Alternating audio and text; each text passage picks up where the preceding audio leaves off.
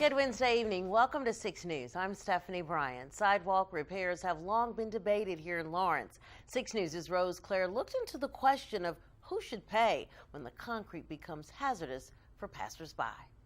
Here on Barker Avenue, huge cracks and divots all through the sidewalk could be a liability. The question is, whose responsibility is it?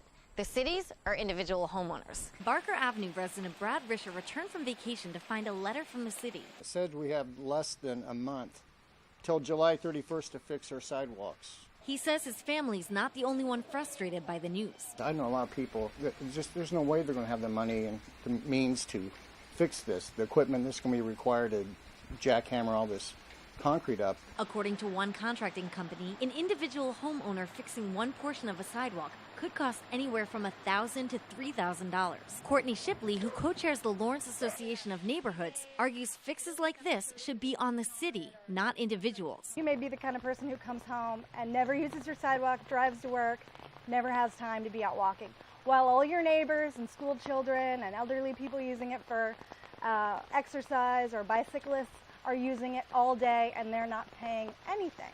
City Commissioner Mike Amick says in his 23 years serving Lawrence, sidewalk repairs have long been debated, and while his own opinion may not reflect the city's position, he cites the city report requiring millions of dollars in improvements. We would have to come up with the money to be able to make these necessary repairs citywide, and the city just doesn't have the funds to be able to do it. The city in an email cited state and local code. It shall be the duty of the owner of the abutting property to keep the sidewalk in repair. But Shipley has one piece of advice for homeowners. I always tell them, call Public Works and tell them, I'm waiting for what City Commission says. I'm not going to replace my sidewalks until I have to.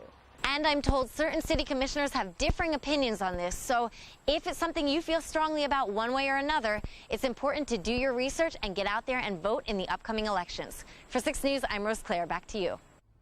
Thank you, Rose. And the city echoes Shipley's advice. Residents unhappy with the current sidewalk situation should call Public Works. That number is 832-3123. And Courtney Shipley says if this were put into homeowners' property taxes, they'd only pay about $20 additional a year instead of thousands for their portion of the sidewalk.